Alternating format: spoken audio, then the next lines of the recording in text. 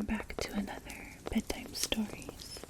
I thought today we would do the story of Theseus and the Minotaur.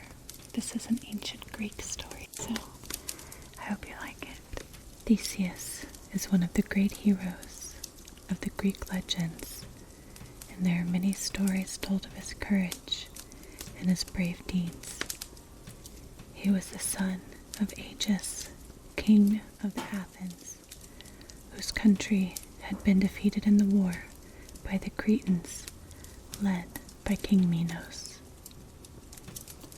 After the war, King Aegis signed a treaty, promising that he would send to the island of Crete 7 youths and 7 maidens, who would be thrown into the labyrinth under the king's palace. A monster called the Minotaur lived in the labyrinth, and it would kill the youths and maidens, or else they would die from starvation.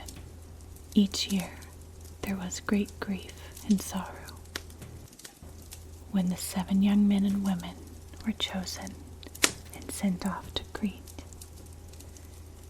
Theseus was determined to stop this cruel sacrifice.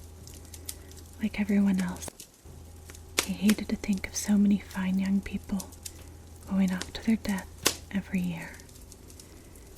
And as soon as he was old enough, he insisted on going in place of one of the young men who had been chosen. The people did their best to stop him, saying that the king's son was needed by his people and that he would never return. His father, the king, pleaded with him until the moment when the boat was ready to sail.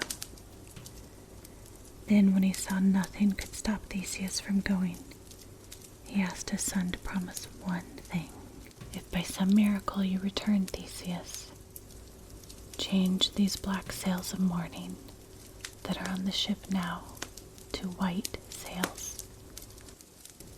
Every day I shall stand on the cliffs and watch for the ship's return. If the sails are white, I shall come meet you. If they are black, I will throw myself off the cliffs down to the gray rocks and the sea below. For if you are dead, I cannot live any longer. Theseus promised that if he returned alive, the black sails would be changed to white, and so at last the ship set off to sail. When they arrived in Crete, Theseus asked to see King Minos, and when he was taken before the king, he requested that he alone might go to the Minotaur, and that all the other Athenians be set free at once. But King Minos refused. Theseus then asked to visit the Minotaur first. If he came away alive, then his fellow countrymen should be returned to the Athens. Minos agreed to this, for he was sure that no one could ever come out of the labyrinth alive.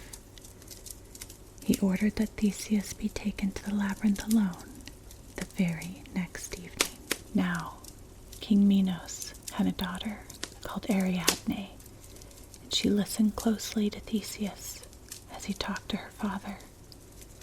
She fell in love with the young prince and decided to help him, and that night, Ariadne came in disguise to the prison where the young Athenians were held and spoke to Theseus. She feared Theseus would never find his way out of the labyrinth, for there were countless twists and turns in the passages and hundreds of choices of ways to go. It would be impossible to remember the way out, even if he did fight and kill the Minotaur. "Take this with you," said Ariadne, pressing into Theseus's hand a tiny ball of silken thread. "Let it unwind as you make your way into the labyrinth, and then if you do kill the Minotaur, you will be able to find your way out and escape before my father's guards kill you. When you are out of the labyrinth, come down to the bay, where your ship will be waiting." "Who are you?" asked Theseus, "and why are you helping me in this way?" I am Ariadne, King Minos' daughter, and I have heard many tales of your bravery, Theseus. If you escaped the labyrinth, I want you to take me away with you, for I am unhappy here living in Crete." The next evening, the guards came to take Theseus to the Minotaur.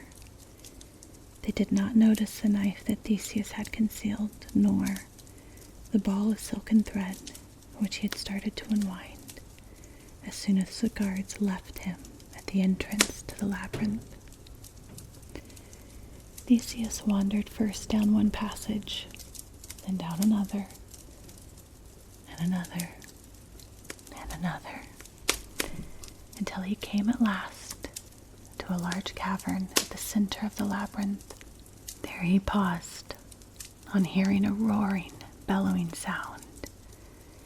He tried to accustom his eyes to the dim light so that he could see what his opponent looked like. He had heard fearful stories about the Minotaur, but no one had ever been able to describe it. Now, through the gloom, he saw a monstrous figure, half bull and half man. The creature sniffed the air as it smelt the stranger, and then with a further bellow of rage, it thundered towards Theseus. Theseus braced himself for the shock of the monster's charge. He was renowned for his strength and courage, and at this moment he badly needed both. He seized the bull's horns on the Minotaur's head as it charged towards him, and he jumped neatly over its back. Again and again, the Minotaur came at him, and again, Theseus turned in time, using all his might to twist the thick neck each time he held the horns. The creature's strength gradually faded as Theseus, the champion wrestler of Athens, landed on his feet first on one side and then on the other. The blood was pounding in Theseus's head, and his body ached. At last he twisted the monster's neck one more time as he jumped, and the Minotaur crashed to the ground, gasping. Theseus quickly pulled the knife from its sheath and plunged it into the Minotaur's heart.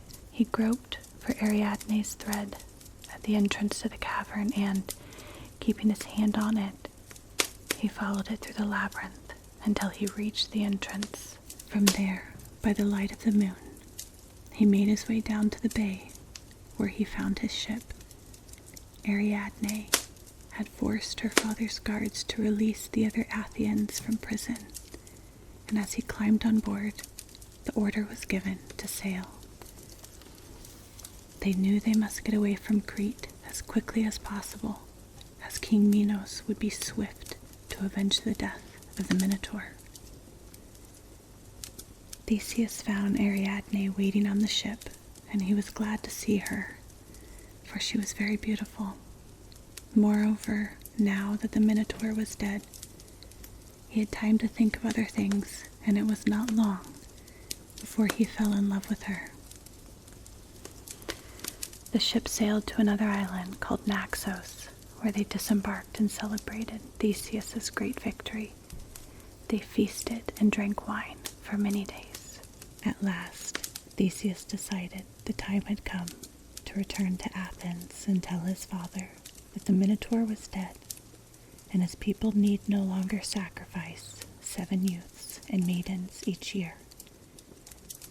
But Ariadne was happy on the island of Naxos, and decided not to leave with Theseus and the other Athenians. So much had happened since leaving Athens that Theseus quite forgot his promise to his father, and the ship sailed towards Athens, still carrying black sails. Each day, King Aegeus watched from the cliffs for his son, and one morning he saw the ship on which Theseus had left sail into sight. When he saw the black sails, the old king was overcome with grief at the thought of his son's death. Full of sorrow that he had allowed his son to go to Crete, he threw himself off the cliff down to the sharp gray rocks and churning sea below. To this day, that part of the sea is called the Aegean Sea in his honor. And as for Theseus, he came home to a royal funeral and not to the joyful celebrations that he had planned.